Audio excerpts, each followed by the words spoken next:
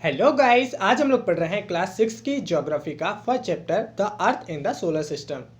Sunset के बाद आसमान में हम लोग मून को देखते हैं, कई सारे टिमटिमाते हुए स्टार्स दिखते हैं और इनमें से कई ऑब्जेक्ट तो ऐसे होते हैं जो हमें दिखते ही नहीं है लेकिन होते जरूर हैं, जैसे कि एस्ट्रॉइड, मेटेरॉइड्स और जो हमारे प्लैनेट्स हो गए। अर्थ के एटमॉस्फेयर के बाहर जो भी बॉडीज पाई जाती हैं उनको हम लोग सेलेस्टियल बॉडी यानी कि खगोलीय पिंड कहते हैं।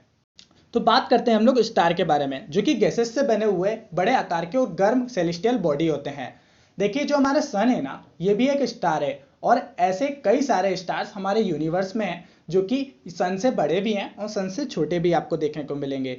देखिए, ये जो स्टार्स है, इन स्टार्स का जो ग्रुप है उसको हम लोग कॉन्स्टिलेशन कहते हैं यानी कि तारामंडल कहते हैं। अब देखिए, आप लोगों ने राशि का नाम सुना होगा, कर्क राशि, तुला राशि, सिंह राशि, मकर राशि, जो पंडित जी बोलते रहते हैं ना। तो इन राशियों का मतलब होता है तारों का समूह। आप इन सारी राशियों के आइकन्स देखेंगे तो इनका जो आइकन्स है वो आपको इनके तारामंडल या ग्रुप्स में भी देखने को मिल जाएंगे। अब देखिए, इनमें जो सबसे बड़ा जो तारामंडल है उसको हम लोग उर्सा मेजर यानी कि उसको हम लोग सप्तऋषि भी कहते हैं, क्योंकि इसमें 7 तारे हैं इसलिए इसको सप्तऋषि कहा जाता है। और इस तारामंडल को बिग बियर भी कहते हैं क्योंकि इसका जो शेप है वो भालू जैसा है। देखिए, ये जो सातों तारे हैं ना, इनको आप लोग खुली आंखों से भी देख सकते हो। अगर आसमान साफ हो तो आप जाके उसे जरूर देखना। प्राचीन समय में जब हमारे पास कंपास नहीं हुआ करता था तो डायरेक्शन देखने के लिए हम लोग एक स्टार का यूज करते थे, वो था नॉर्थ स्टार। तो देखिए, नॉर्थ स्टार को हम लोग पोल स्टार या ध्रुव स्टार भी कहते हैं। देखिए, ये जो नॉर्थ स्टार है ये कभी भी अपनी पोजीशन चेंज नहीं करता है, तो इसके माध्यम से जो है डायरेक्शन को रात के टाइम देखा जाता था और अभी भी देखा जाता है, लेकिन आजकल तो कंपास है तो इसकी जरूरत नहीं पड़ती है। और आप लोग खोजना चाहते हैं नॉर्थ स्टार को, तो ये जो आपका ओसा मेजर है, ओसा मेजर के जो लास्ट वाले जो 2 स्टार्स दिख रहे हैं ना, इसकी सीध में आप लोग देखेंगे तो आपको नॉर्थ स्टार्स देखने को मिल जाएगा। इस चैप्टर में सोलर सिस्टम का बहुत अच्छे डायग्राम दिया हुआ है, चलिए उसको थोड़ा सा समझ लेते हैं हम लोग। तो देखिए, ये जो है हमारा सोलर सिस्टम है, इसमें टोटल आपके 8 प्लेनेट हैं। नवा प्लेनेट हुआ करता था पहले जो कि हमारा प्लूटो था, लेकिन इसके कुछ चाल चलन ठीक नहीं थे। यहाँ पर आपको दिख रहा है ना, चाल चलन ठीक नहीं थे। ये जो ग्रह होने के जो लक्षण होते हैं ना वो दिखा नहीं रहा था, इसलिए जो है इसको 2006 के बाद जो है प्लेनेट की कैटेगरी से हटा दिया गया है। देखिए, आपको यहाँ पर दिख रहा होगा ना इसका ऑर्बिट। बाकी जो ग्रह हैं वो अपने अपने ऑर्बिट में जो है परिक्रमा करते हैं, लेकिन ये कई बार क्या करता था, ये ओवरलैप कर देता था। यह कई बार जो नेपच्यून है उसका ऑर्बिट में जो है घूमने लगता था, तो इसलिए ये जो है ग्रह की कैटेगरी में नहीं आता था, उनके क्राइटेरिया को फॉलो नहीं करता था, इसलिए इसको जो है प्लेनेट की कैटेगरी से हटा दिया गया है और इसको एक डॉर्फ प्लेनेट बना दिया गया है। ओके, और देखिए यहाँ पर हमारे जो ग्रह हैं इनके नाम सुन लीजिए, इनके सीक्वेंस से कई बार क्वेश्चंस पूछ लिए जाते हैं आपसे। जैसे कि सबसे पहले आता है हमारा मरकरी जो कि सबसे पास में है, देन आता है वीनस, फिर आता है हमारा अर्थ प्यारा जहाँ पर हम लोग बैठ के ये वीडियोस देख रहे हैं, देन आता है हमारा मार्स और इसके बाद जो हमारा आता है जुपिटर ग्रह। देखिए, मार्स और जुपिटर के बीच में एक बेल्ट पाई जाती है जिसको हम लोग एस्ट्रॉइड बेल्ट कहते हैं। अभी एस्ट्रॉइड क्या होता है हम लोग आगे देखेंगे। देन इसके बाद आता है हमारा सैटर्न यानी कि शनि, उसके बाद आता है हमारा यूरेनस, फिर आता है नेपच्यून। ओके, तो ये सीक्वेंस आपको याद रखने हैं। तो ये जो मरकरी है यानी कि जो बुध ग्रह है, ये 88 डेज में जो है सन के जो है चक्कर लगा लेता है। और जो हमारे वीनस है, शुक्र, इसको पृथ्वी की बहन कहा जाता है, अर्थ ट्विंस कहा जाता है। इसका जो रोटेशन डे टाइम है वो है कम से कम 243 दिन में जो है ये रोटेट करता है और 224.7 दिन में जो है ये रिवॉल्यूशन कर देता है सन के अराउंड। अब देखिए, ये रोटेशन और रिवोल्यूशन दोनों में क्या अंतर होता है। रोटेशन को हम लोग कह सकते हैं घूर्णन होता है, घूर्णन बोलते हैं, और जो रिवोल्यूशन है उसको हम लोग परिक्रमण या परिभ्रमण कहते हैं। अब देखिए, दोनों में फर्क क्या होता है शॉर्ट में समझ लीजिए, बाकी जो आगे चैप्टर आने वाले हैं ना उसमें सेपरेटली हम लोग ने अच्छे से डिस्कस करेंगे इसको, है ना। तो देखिए, रोटेशन मतलब होता है वो अपने अक्ष पे घूमता है, अपने अक्ष पे जो है वो 243 दिन में घूमता है। और रिवोल्यूशन के बारे में बात करें तो जो सन के चक्कर लगाना, तो सन के चक्कर लगाना वो हो गया आपका रिवोल्यूशन, सन की परिक्रमा करना वो हो गया इसका परिक्रमण। ओके, तो ये जो ग्रह है ये सन के पूरा चक्कर लगाता है 224 दिन में, मतलब 224 दिन का जो है यहाँ पर एक साल होता है। और यहाँ पर इसका जो डे का रोटेशन है वो 243 दिन है। जैसे कि 24 घंटे का हमारी पृथ्वी पे 24 घंटे का एक दिन होता है, लेकिन यहाँ पे 243 दिन का एक दिन होता है। तो समझ रहे हैं, काफी इंटरेस्टिंग होता होगा वहाँ। खैर, वहां तो जीवन है ही नहीं। एक पॉइंट और आप ध्यान रखना कि ये जो वीनस है ये अपोजिट डायरेक्शन में रोटेट करता है। वीनस और जो आपका यूरेनस है, ये दोनों ऐसे लोते ग्रह हैं जो कि अपोजिट डायरेक्शन में जो है रोटेट करते हैं, और बाकी जितने भी ग्रह हैं वो सेम डायरेक्शन में जो है रोटेट करते हुए दिखेंगे। ये क्यों अपोजिट डायरेक्शन में रोटेट करते हैं, ये इसका जवाब तो साइंटिस्ट के पास भी नहीं है, वो खोजने में लगे हुए हैं। जब पता लग जाएगा तो मैं भी आपके लिए वीडियो बना दूंगा। बात करते हैं अर्थ के बारे में, तो देखिए सन और अर्थ के बीच की जो दूरी है वो लगभग 15 करोड़ किलोमीटर दूरी है, और सन और अर्थ के बीच की जो दूरी है उसको कहा जाता है एस्ट्रोनॉमिकल यूनिट, यानी कि खगोलीय एकक। अगर आपसे पूछा जाए कि सन और अर्थ के बीच की खगोलीय दूरी बताइए तो वो एक आएगी, ठीक है। एक एस्ट्रोनॉमिकल यूनिट हुए है दोनों के बीच की दूरी, याद रखना है आप लोग को। हमारी अर्थ सन का जो ऑर्बिट करती है वो एलोंगेटेड मैनर में करती है, और जो ये शेप होता है वो एलिप्टिकल शेप में जो है सन का चक्कर लगाती है।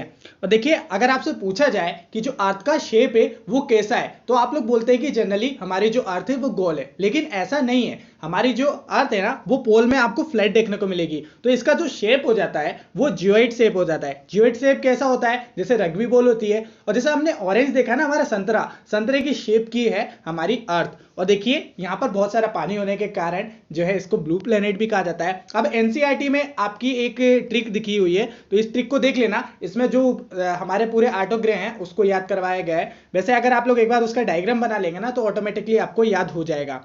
अब हम लोग थोड़ी बात कर लेते हैं मामा जी के बारे में। तो मामा जी जो है एक सैटेलाइट हैं। सैटेलाइट क्या होती हैं, ये वह खगोलीय पिंड होते हैं जो कि ग्रह के चक्कर लगाते हैं, मतलब कि जो प्लेनेट है प्लेनेट के अराउंड जो है मूव करते हैं, ओके। और ये 2 टाइप्स के होते हैं, एक तो होते हैं नेचुरल और दूसरे होते हैं ह्यूमन मेड। तो हमारे जो चंदा मामा है ये नेचुरल सैटेलाइट हैं, और जो ह्यूमन मेड सैटेलाइट जो हैं वो हमारे इनसेट हो गए, IRS हो गए, ओके, और एड्यूसेट हो गए। इन्हीं के कारण जो है हम लोग टीवी में नेटवर्क या टीवी देख पाते हैं, या मोबाइल में जो नेटवर्क आता है वो सैटेलाइट के माध्यम से आ जाते हैं, ओके।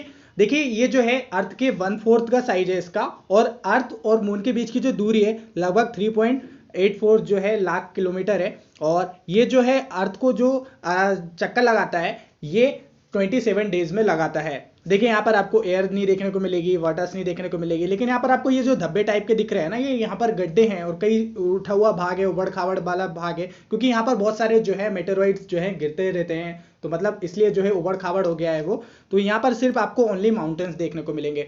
और ये जो मून है महीने में एक ही बार जो है पूरी तरह से दिखता है, जिसे हम लोग फुल मून कहते हैं, या हम लोग इसे पूर्णिमा कहते हैं। फिर धीरे धीरे धीरे 15 दिन बाद जो है ये पूरी तरह से गायब हो जाता है, जिसे हम लोग अमावस्या कहते हैं।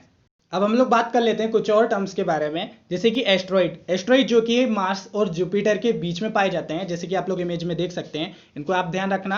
और देखिए बात करते हैं मेटेरॉइड्स। तो देखिए मेटेरॉइड्स भी जो है एस्ट्रॉइड के साथ ही होते हैं। इसमें जो है कुछ टर्म्स आपको देखना है। तो देखिए ये भी जो मेटेरॉइड्स हैं ये भी जो है सन के अराउंड जो है पूरे चक्कर लगाते हैं। ये एस्ट्रॉइड बेल्ट में ही पाए जाते हैं, कई बार उछल के इधर आ जाते हैं, हमारे अर्थ में भी गिर जाते हैं कई बार।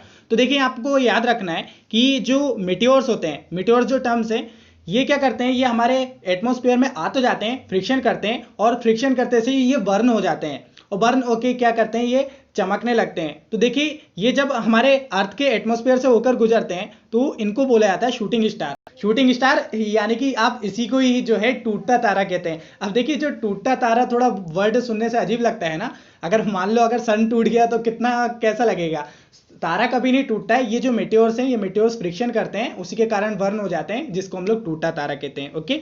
देखिए एक और टर्म से मेटेओराइट्स। ये क्या होते हैं, ये एक तरीके से डेबरी होते हैं, इसको डेबरी पढ़ा जाता है, एस साइलेंट रहता है, एस को पढ़ते नहीं है, ओके।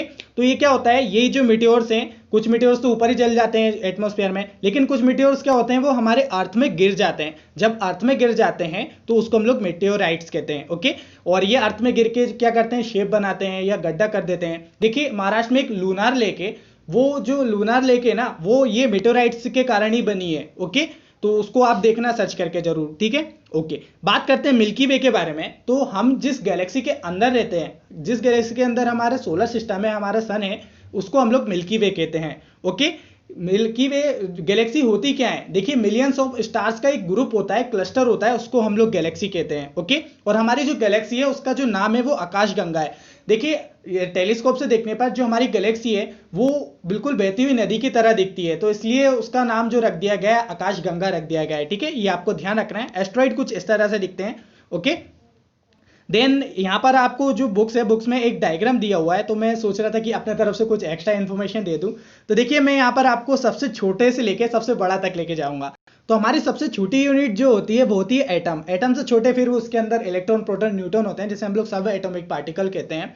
तो देखिए इन एटम्स का जो ग्रुप्स है उसको हम लोग कहते हैं मॉलिक्यूल, और मॉलिक्यूल के ग्रुप्स मिलके क्या बनाते हैं, मैक्रोमोलिक्यूल्स। और ये मैक्रोमोलिक्यूल्स के ग्रुप जो है वो मिलके क्या बनाते हैं, वो ऑर्गेनेल्स बनाते हैं। और ऑर्गेनेल्स का ग्रुप क्या कहलाता है, सेल्स कहलाता है, यानी कि कोशिका। और कोशिका का जो ग्रुप है वो मिलके क्या कहलाता है, टिश्यूज, यानी कि ऊतक कहलाता है। और ऊतक का जो ग्रुप है उससे मिलके क्या बनता है, हमारे ऑर्गन्स बनते हैं। और ऑर्गन्स से मिलके क्या बनता है, हमारा ऑर्गन सिस्टम। और ऑर्गन सिस्टम से मिलके क्या बनती है, हमारी बॉडी बनती है। तो इस तरह से हम बन गए, और हम कहां पर है, यहां पर, ठीक है। और उसमें से इतने से छोटे से हम लोग, और ये है हमारी अर्थ। और ऐसे कई सारे प्लेनेट हैं हमारे सोलर सिस्टम में, और ऐसे कई सारे सोलर सिस्टम है हमारे जो गैलेक्सी है मिल्की वे में। और ऐसी कई सारी जो गैलेक्सी हैं, गैलेक्सी का ग्रुप्स है, और कई सारे ऐसे क्लस्टर है, वो है हमारे यूनिवर्स के अंदर। तो कुल मिला के ये जो है हमारा यूनिवर्स बन जाता है। तो देखिए मैंने आपको यहाँ पर एटम से लेके एक लार्ज स्केल पे जो है यूनिवर्स तक की शेयर करवा दी है। तो आई होप आपको ये वीडियो अच्छा लगा होगा। अच्छा लगा हो तो दोस्तों के साथ शेयर करने का आइडिया बुरा नहीं है।